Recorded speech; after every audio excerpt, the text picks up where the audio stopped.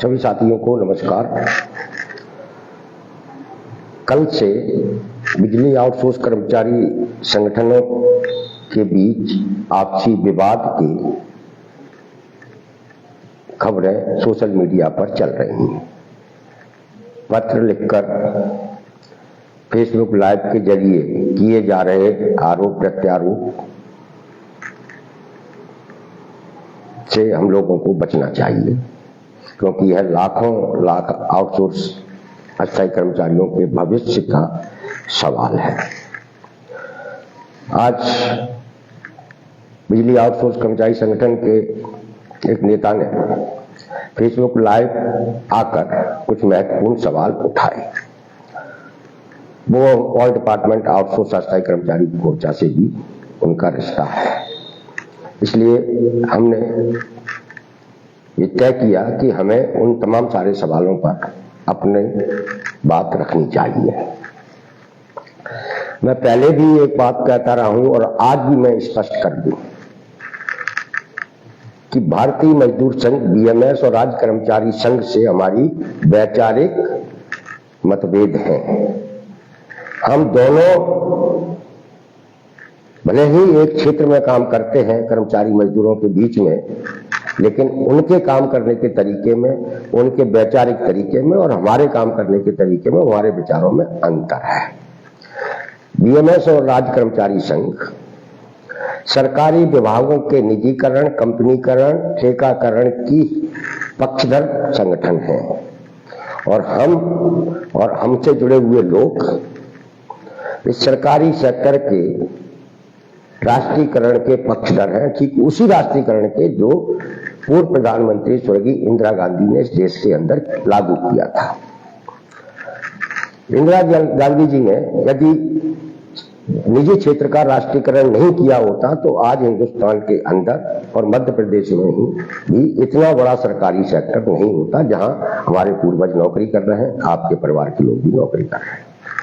और इसलिए हम ये चाहते हैं कि सरकारी सेक्टर मजबूत होना चाहिए, सुरक्षित होना चाहिए और वहां काम करने वाले लोगों को नौकरियां बेहतर होनी चाहिए। आज सरकार के निशाने पर कंपनियों, ठेकेदारों की निगाहें उस सरकारी सेक्टर पर है जिसे वो हड़पना चाहती हैं और बीएमएस इसमें उनकी मदद करता है। इसलिए बीएमएस से हमारी वैचारिक मतभेद है और मुझे ये कहते हुए कोई संकोच नहीं है कि भारतीय मजदूर संघ के रहते हुए ही, क्योंकि 25 साल से इस मध्य प्रदेश में बीजेपी की सरकार है, बीएमएस उनका संगठन है और बीएमएस के रहते हुए ही सरकारी सेक्टर के अंदर इतने बड़े स्तर पर आउटसोर्सिंग व्यवस्था लागू की गई, नौकरियों में अस्थायी व्यवस्था लागू की गई।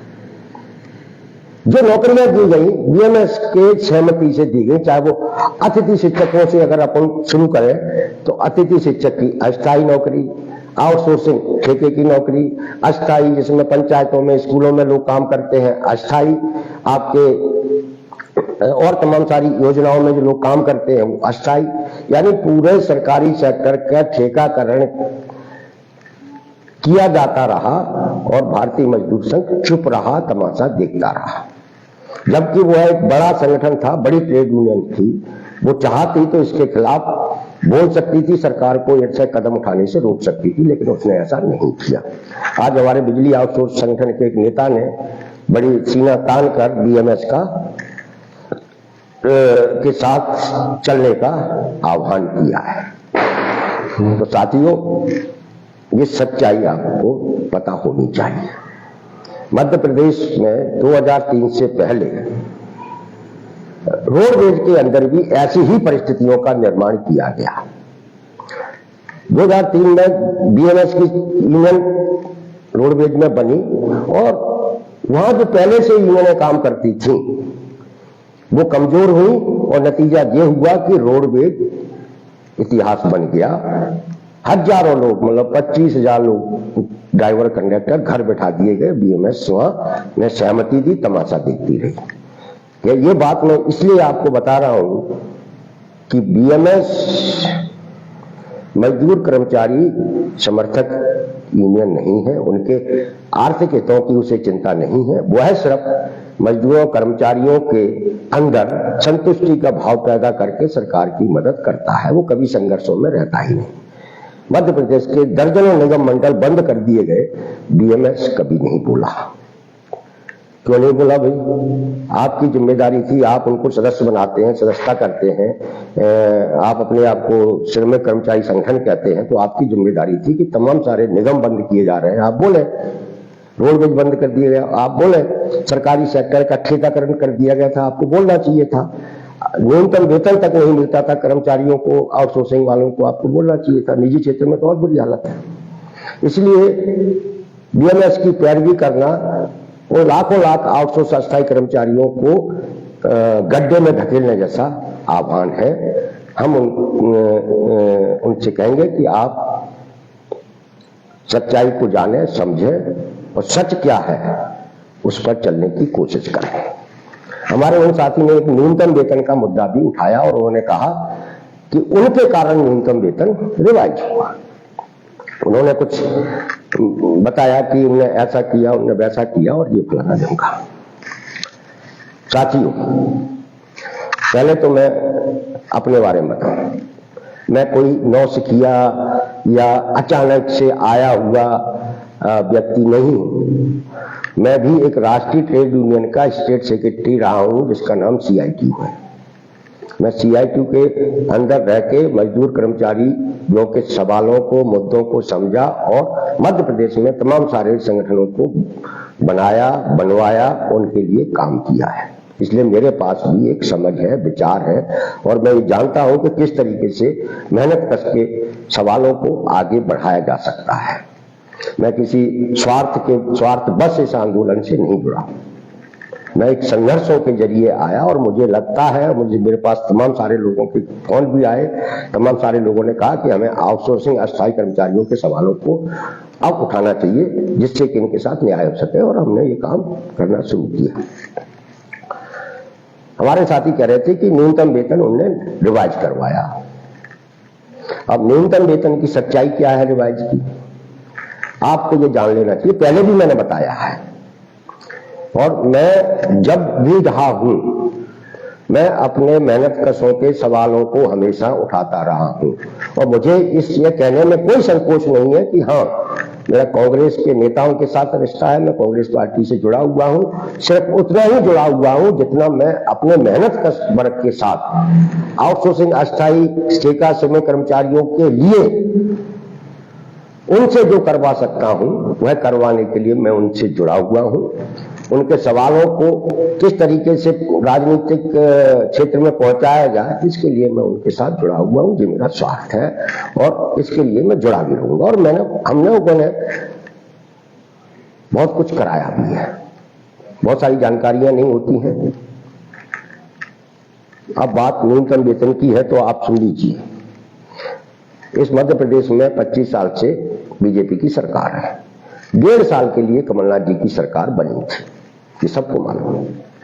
2014 में न्यूनतम वेतन पुनरीक्षित हुआ था, लेकिन बहुत मामूली सी वृद्धि की गई थी, बहुत मामूली सी, सिर्फ वो एक औपचारिकता की गई थी न्यूनतम वेतन पुनरीक्षण की। 2018 में जैसे ही कमलनाथ जी की सरकार बनी और उसने चलना शुरू किया, हमने खुद, हमारे साथ और भी लोग थे, हमने माननीय कमलनाथ जी से कहा कि मध्य प्रदेश में न्यूनतम वेतन बहुत कम है, इसे पुनरीक्षित कराया जाना चाहिए। मैंने एक चिट्ठी भी लिखी उनको और वो चिट्ठी उस समय के श्रम मंत्री जो सिसोदिया जी थे उनको पहुंचाई गई। मैं उस समय के श्रम मंत्री जी से खुद मिला। मैंने कहा कि आप श्रम सलाहकार बोर्ड की बैठक बुलाइए और उसमें न्यूनतम वेतन पुनरीक्षण की प्रक्रिया शुरू कीजिए, क्योंकि 2019 में न्यूनतम वेतन पुनरीक्षित किया जाना है। उसके बाद ही 15/11/2019 तक कमलनाथ जी की सरकार थी। न्यूनतम वेतन सलाहकार बोर्ड की बैठक हुई और उसने अनुशंसा की कि 1/10/2019 को प्रभावशाली महंगाई भत्ते और मूल वेतन को जोड़कर उसमें 25% की वृद्धि कर नया मूल वेतन निर्धारित किया जाना चाहिए। ये जो न्यूनतम वेतन पुनरीक्षित हुआ है और जो आपको 25% की वेतन वृद्धि हुई है, ये 2019 की अनुशंसा थी जो हम लोगों ने कमलनाथ जी की सरकार के दौरान करवाई थी। अब बीजेपी की सरकार ने इसमें क्या किया कि सिफारिश ये थी कि 1/10/19 को प्रभावशाली महंगाई भत्ते और मूल वेतन को जोड़कर उसमें 25% की वृद्धि की जानी चाहिए, ये अनुशंसा थी। लेकिन 2023 में जो मूल वेतन की पुनरीक्षण की सिफारिश मध्य प्रदेश सरकार ने की, जो 2024 से लागू किया, उसमें क्या किया उनने मूल वेतन का 25% वृद्धि कर दी, उसमें महंगाई भत्ते में वृद्धि नहीं शामिल किया, जिससे भी हर कर्मचारी को 500 से 700 रुपए महीने का नुकसान हुआ है। मतलब अनुशंसा ये थी कि 25% मूल वेतन और महंगाई भत्ते को जोड़कर 25% की वृद्धि की जानी चाहिए, लेकिन सरकार ने क्या किया, 25% मूल वेतन का 25% की सुनिश्चित किया। अब यहां चलो 2024 में इनने इसको लागू किया, यानी 5 साल तो आपके साथ वो धोखा, 4 साल तो आपका वो खा गए। अब 2024 में भी जो लागू किया है वो किसके कारण लागू किया? आप सब लोग हमारे साथ जुड़े हुए हैं, हमारे साथ रहे हैं। हम लोगों ने 2023 में लगातार न्यूनतम वेतन के सवाल को लेकर आंदोलन किया था। चिनार पार्क में हम लोग इकट्ठे हुए थे, हम लोगों को गिरफ्तार कर लिया गया था और शहर से बाहर छोड़ा था, जिसमें बिजली विभाग के भी हमारे साथी थे और हमारे भी साथी थे। अक्टूबर की बात है, गिरफ्तार कर लिया था, हमको बाहर छोड़ा था। उसी दिन हम लोगों ने आह्वान किया कि अब हम इस मुद्दे को पर निरंतर आंदोलन करेंगे और हमने फिर आह्वान किया और हम लोगों ने भोपाल में, तारीख हमको याद नहीं है, 2 महीने बाद हमने भोपाल में फिर एक आंदोलन किया, जिसमें हमने पूर्व मुख्यमंत्री कमलनाथ जी को 2023 में बुलाया और न्यूनतम वेतन हमारा मुद्दा था। हम लोग मिलकर लड़ रहे थे, लेकिन जब हमने कमलनाथ जी को बुलाने का आह्वान किया तो जो बिजली आउटसोर्स संगठन के जो नेता आज बोल रहे थे, इन्होंने क्या किया, उन्होंने उस दिन धोखा दिया और वो रायसर रोड पर जंगल में आउटसोर्स कर्मचारियों को अपने बिजली विभाग को लेके जाके बैठ गए और वहां उन्होंने बीएमएस के तमाम सारे राजनीतिक दल के नेताओं को बुलाया। वहां नहीं आए जहां हम लोग इंदिरा गांधी जी की प्रतिमा के समक्ष बैठे थे और वहीं से ये न्यूनतम वेतन पुनरीक्षण का सवाल तेजी से आगे बढ़ा। तीसरा, मीडिया ने भी अच्छा कवरेज दिया था। नतीजा क्या हुआ था? नतीजा ये हुआ कि वो जब मीडिया में चला, कमलनाथ जी ने जब न्यूनतम वेतन के मुद्दे पर हम लोगों को समर्थन दिया, उसके 5वें दिन उस वक्त के मुख्यमंत्री शिवराज सिंह चौहान ने न्यूनतम वेतन पुनरीक्षण की घोषणा कर दी और उसके अगले ही दिन गजट नोटिफिकेशन जारी हो गया और श्रम संगठनों से उसके लिए सुझाव मांगते रहे। फिर क्या हुआ? चुनाव हो गए, 2024 में लोकसभा के चुनाव हो गए। वो जो कुछ भी घोषणा की थी शिवराज सिंह ने और वो जो निकला था वो पेंडिंग वैसा का वैसा ही बना रहा। हम लोगों ने फिर भोपाल में एक प्रदर्शन किया और सरकार पर इतना दबाव बना दिया कि उसे 2024 मार्च 2024 से न्यूनतम वेतन पुनरीक्षण की अधिसूचना जारी करनी पड़ी और उसे लागू करना पड़ा। उसे लागू किया गया। उसके बाद हाई कोर्ट में जो टेक्सटाइल यूनियन है, जो भारतीय मजदूर संघ की यूनियन है, टेक्सटाइल वर्कर्स, टेक्सटाइल मालिकों की यूनियन है, उसने हाई कोर्ट से स्टे ले लिया और जो हमको अप्रैल 24 से बढ़ा हुआ वेतन मिलना था वो लटक गया। कितने दिन तक लटका रहा? 1 साल तक। कौन बोला? न तो बिजली आउटसोर्स संगठन के नेता बोले कुछ, न बीएमएस कुछ बोली, क्योंकि उन्होंने तो स्टे लगवा ही था। कोई नहीं बोला। तब हम लोग जो है 21 नवंबर 2024 को इंदौर में श्रम आयुक्त कार्यालय का घेराव किया। कब? 21 नवंबर 2024 को। और हमने यही नारा दिया हमारे लोगों ने कि न्यायालय में न्याय दो और न्यूनतम वेतन से स्टे हटवाओ, ये हमारा नारा था। हम लोगों ने श्रम आयुक्त कार्यालय का घेराव किया। उसके बाद श्रम आयुक्त ने ये हमको चिट्ठी लिखी हमारे नाम से ही, और इसमें हमको सारी जानकारी दी। और 21 नवंबर के प्रदर्शन के बाद 2 दिसंबर को माननीय न्यायालय ने इस मामले की सुनवाई की तारीख घोषित की, 5 दिसंबर, और 7 दिसंबर को इससे स्टे हटा। और श्रम आयुक्त ने यह आदेश किया कि ये जो पुनरीक्षित वेतनमान है वो 1 अप्रैल 2024 से लागू होगा और एरियर दिया जाएगा। इस तरीके से इस पुनरीक्षित न्यूनतम वेतन पुनरीक्षित करवाने में, उसकी अनुशंसा करवाने से लेकर उसे इस सरकार तक लागू करवाने में, कोर्ट से स्टे हटवाने में सिर्फ और सिर्फ ऑल डिपार्टमेंट आउटसोर्स अस्थायी कर्मचारी मोर्चा ने संघर्ष किया, सवाल उठाया, तमाम सारे लोगों को इस मुद्दे से जोड़ा, तब जाकर आपको ये बढ़ा हुआ पैसा मिल रहा है। वो भी अभी स्वास्थ्य विभाग में नहीं मिला, जिसके लिए हम लोग लड़ रहे हैं, मेडिकल कॉलेजों में नहीं मिला, एरियर हम लड़ रहे हैं अभी दिवाली के समय हड़ताल की। कहने का तात्पर्य है कि ये जो कुछ भी है और जो भी दावे किए गए हैं वो दावे निराधार हैं। जो कुछ भी आपको मिला है वो संघर्ष से मिला है, आपकी एकजुटता से मिला है। उतनी एकजुटता नहीं बन पाई, इतना बड़ा आंदोलन नहीं हुआ जितने की हम लोग उम्मीद करते थे। लेकिन आंदोलन कोई सा भी हो, लेकिन उसके अंदर उठाए जाने वाला सवाल है, वो सवाल ज्यादा मायने रखता है। और वो सवाल हमने उठाया, जिससे सरकार विचलित हुई। 10 साल बाद उसने न्यूनतम वेतन पुनरीक्षित किया, उसे लागू भी करवाया, न्यायालयीन प्रक्रियाओं की बाधाओं के बाद भी। तो साथियों, ये जो पूरा विवाद वहां चल रहा है बीबी आउटसोर्स में, दरअसल संघर्ष की समझ न होने के कारण ये पूरा विवाद पैदा हुआ है।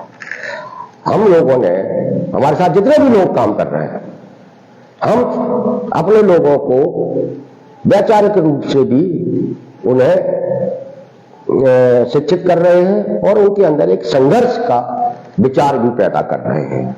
हमने कुछ भी किया हो, लेकिन हमने पिछले 1.5 साल में भोपाल में 5-6 प्रदर्शन किए हैं। 5, एक इंदौर में किया, जिला स्तर पर 2 बार बड़े बड़े प्रदर्शन हुए सारे जिलों में।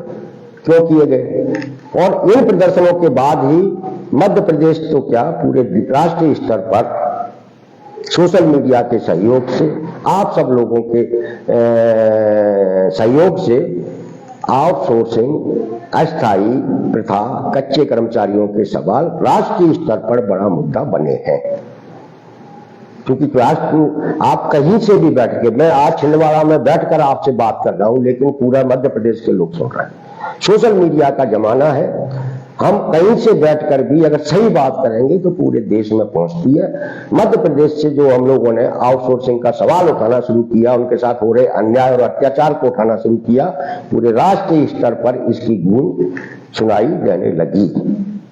और नतीजा ये है कि तमाम सारे राजनीतिक, अभी बिहार चुनाव में अखिलेश यादव ने इस अन्यायकारी प्रथा को समाप्त कर सबको नियमित करने की वचन अपने घोषणा पत्र में दिया है। अखिलेश यादव जी कह चुके हैं। 23 के चुनाव में कमलनाथ जी ने अपने वचन पत्र में भी इसको शामिल किया था। नहीं सरकार बन पाई, कोई बात नहीं, बन जाती तो आज आपका भविष्य कुछ बेहतर होता। दूसरे भी राज्य, हरियाणा, महाराष्ट्र, दिल्ली, कहीं न कहीं सब जगह कुछ न कुछ इस मामले में चर्चा हो रही है, लोग जुड़ रहे हैं। तो ये ऑल डिपार्टमेंट की सक्रियता का ही नतीजा है, और जिसके बारे में हमारे बिजली आउटसोर्स संगठन के नेता ने सवाल उठाया। उन्होंने यहां तक कहा कि मैं जो कुछ भी कर रहा हूं टिकट पाने के लिए कर रहा हूं, टिकट के लिए कर रहा हूं। तो बीएमएस के नेता क्या भंडारा करने के लिए संगठन चला रहे हैं? आप जब बीएमएस के नेता के बगल में बैठते हो तो गर्व से कहते हो पूर्व मंत्री दर्जा प्राप्त फलाने सिंह आ रहे हैं। क्यों कह रहे हो भाई? काय के लिए बीएमएस चला रहे थे?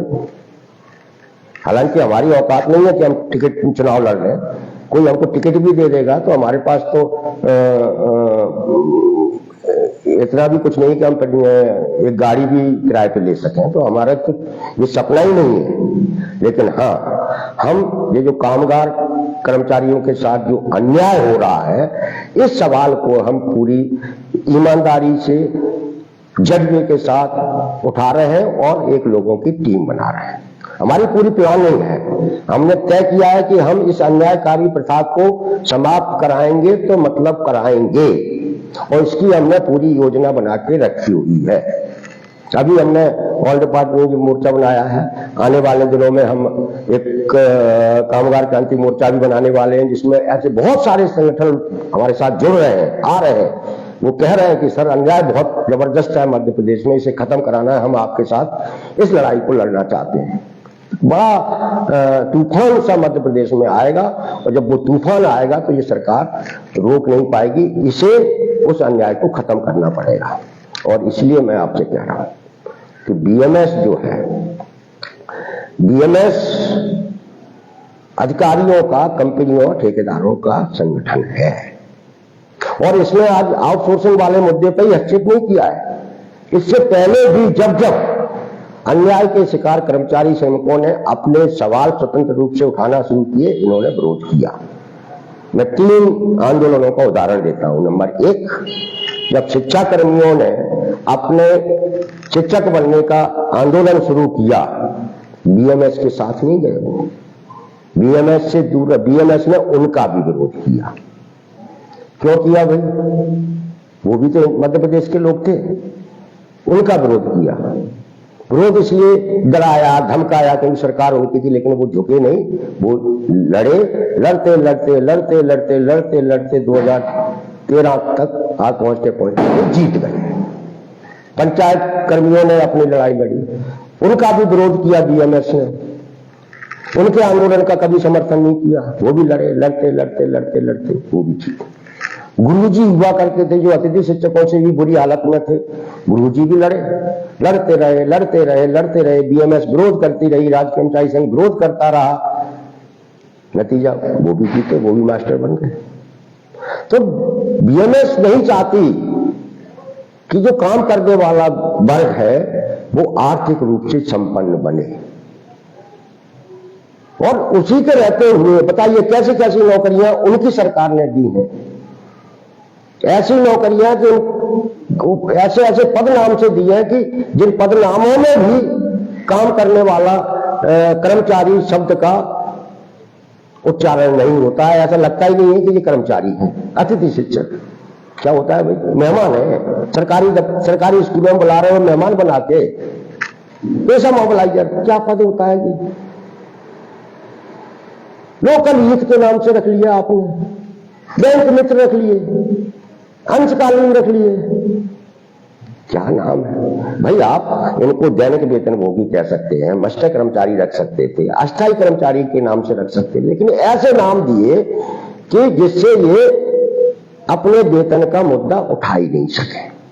चौकीदार रख लिए नाम, क्या होता है भाई? वो दैनिक काम कर रहा है ना, तो दैनिक वेतनभोगी कर्मचारी रख सकते थे, अस्थायी कर्मचारी रख देते।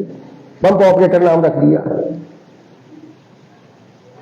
श्वान इंजीनियर एक नाम रखा, व्यवसाय प्रशिक्षक नाम रखा। भाई शिक्षक कह दो ना सीधे, योग प्रशिक्षक रख दिया।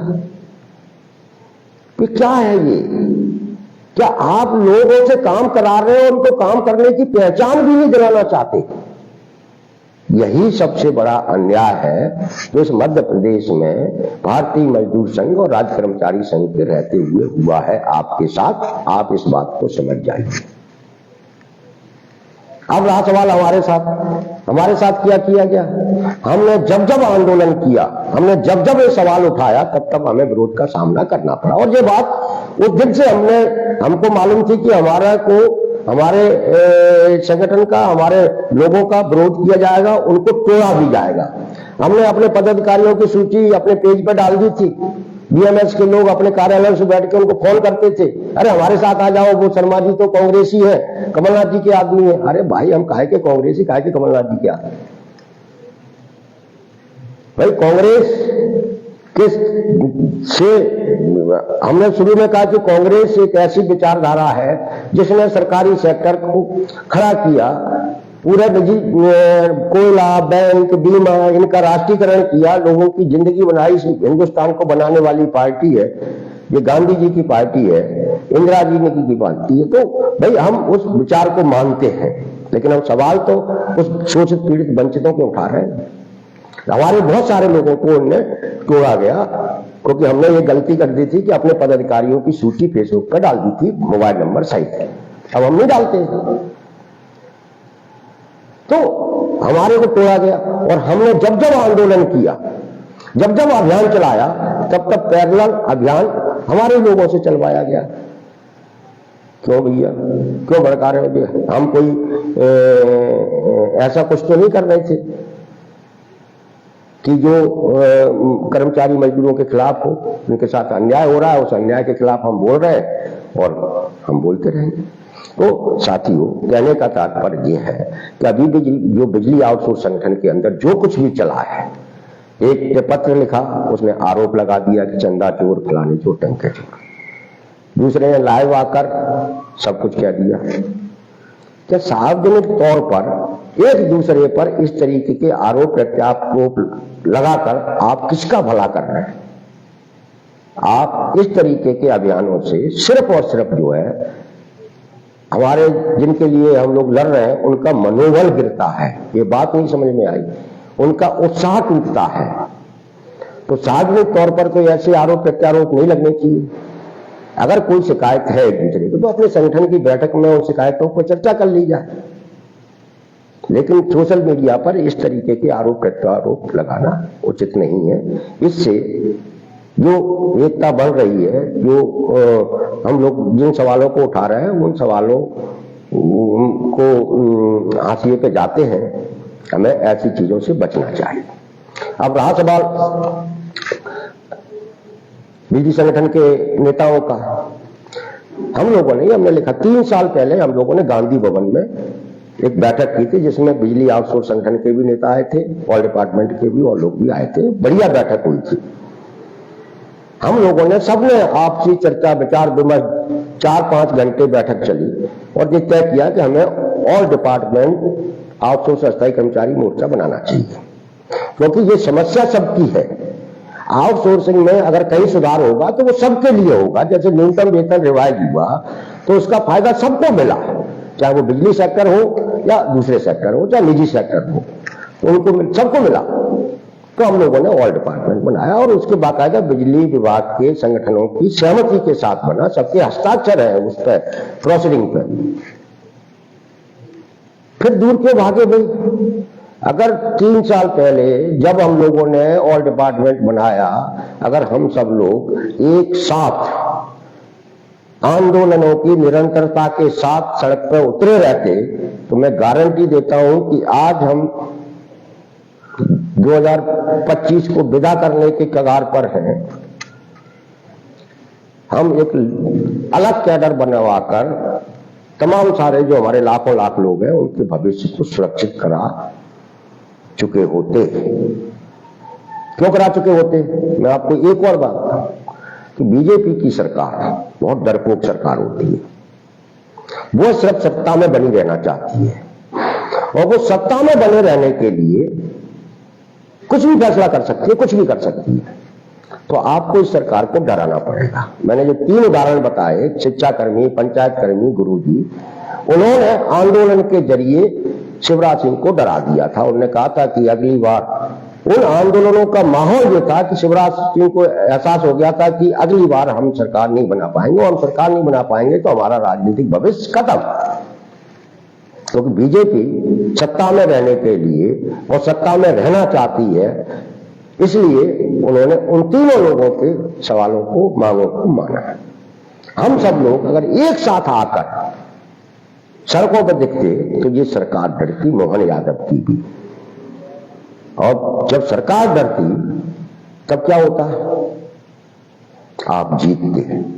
और हम लोगों ने जब संयुक्त मोर्चा बनाया था तब यही बात हम लोगों ने कहा कि हमारे को फैसला तो सरकार को करना है, घोषणा तो सरकार करेगी, लागू भी सरकार करेगी, लेकिन हमको डराने, सरकार को डराने वाली ताकत बनना है।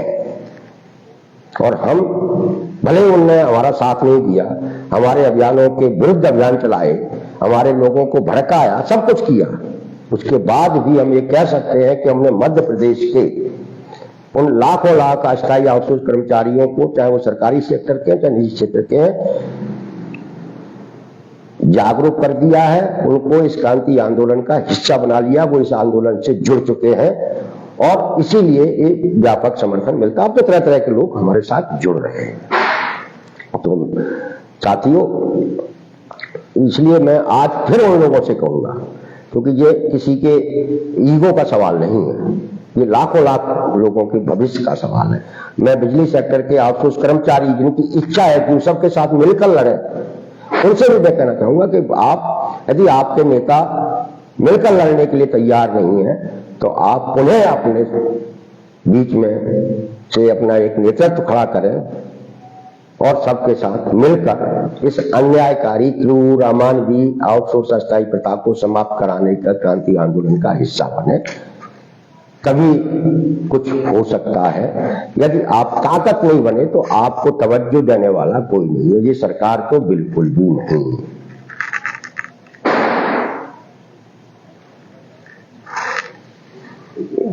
तो मैं इसलिए साथियों कुछ कमेंट भी आ रहे हैं और मैं कहना चाहूंगा उनके जवाब दे लेंगे।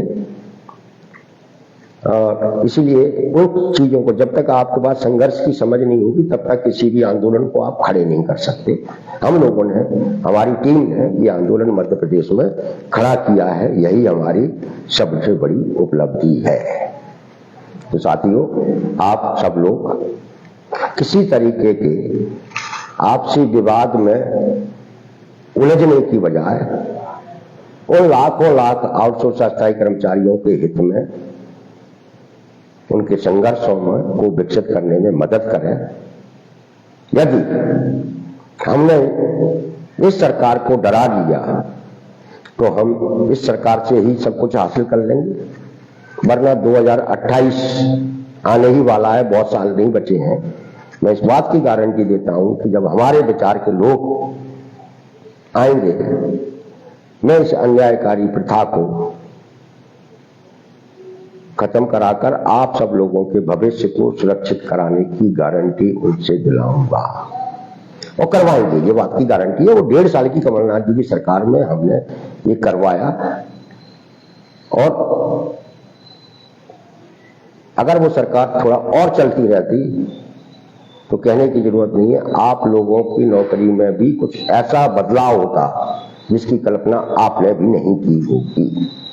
रहा सवाल बिजली सेक्टर की भी, ये कहते हैं कि हमने ऐसा किया, हमने देखिए ऑल डिपार्टमेंट के हमारे कंप्यूटर ऑपरेटरों ने लाल माटी जो मैदान है कालियासोत डैम के, वहां एक बड़ा कार्यक्रम किया था जनवरी 2019 में। उसी समय ये तय हो गया था कि, और कमलनाथ जी की सरकार पर ये संदेश पहुंच गया था, वहां बिजली सेक्टर के लोग नहीं गए थे लाल माटी मैदान में, लेकिन संदेश पहुंच गया था कि ये आउटसोर्स कर्मचारी हैं, बड़ी संख्या में हैं, अच्छा काम करते हैं, इनके लिए कुछ करना चाहिए। उसके बाद उस समय के ऊर्जा मंत्री प्रियव्रत सिंह, और यहां भी कई मंत्री आए थे लाल माटी मैदान में, प्रियव्रत सिंह के साथ हमारी गांधी भवन के हॉल में एक बड़ा कार्यक्रम हुआ था बिजली विभाग के मीटर रीडरों का। उन्होंने ये कहा था कि हम इसमें कुछ ऐसा बदलाव की नीति बना रहे हैं जिससे जो काम करने वाले लोग हैं उनकी नौकरी सुरक्षित रहे। हम लोग वहां पहुंच रहे थे, मुख्यमंत्री जी कमलनाथ जी के साथ भी हमारी 2-3 बैठकें हुई थी जिसमें आउटसोर्स कर्मचारियों नेता भी शामिल रहे थे। तो हम धीरे धीरे वहां पहुंच रहे थे, लेकिन वो सरकार गिर गई। सरकार गिर गई तो हम लोगों की जो योजना थी वो वहीं अधूरी रह गई। अब हम लोगों को इसी सरकार से लेना है। लेना कैसे है? संघर्ष के जरिए। संघर्ष 1-2 लोगों के या 1-2 विभागों के संघर्ष से कुछ हासिल होने वाला नहीं है। 20 साल से 56 विभागों के कर्मचारी अपने अपने विभागीय संगठनों के जरिए भोपाल में चप्पलें घिस रहे हैं, कोई सुनने वाला नहीं है। और ये बात आप महसूस करते होंगे कि 1.5-2 साल के अंदर मध्य प्रदेश में आउटसोर्स अस्थायी कर्मचारी एक बड़ा मुद्दा बने हैं, जिन्हें मीडिया ने भी गंभीरता से लिया है, बड़ी बड़ी स्टोरियां चलाई हैं और नेताओं की जुबान पर भी अब ये अस्थायी आउटसोर्स कर्मचारी आने लगे हैं। पहली बार विधानसभा के अंदर 10-12 विधायकों ने आपके सवालों पर सरकार को घेरा है। दिसंबर में फिर विधानसभा का शीतकालीन सत्र शुरू होने वाला है। हम लोग योजना बना रहे हैं, कुछ करेंगे, लेकिन हम छोड़ेंगे नहीं जब तक ये अन्याय समाप्त नहीं होता। नमस्कार, जुड़े रहें। आज की इस चर्चा को आप अधिक से अधिक लोगों तक पहुंचाएं, शेयर करें और आउटसोर्स की आवाज पेज पर सब लोग संगठित हों, इकट्ठे हों, इस पेज को फॉलो करें। नमस्ते।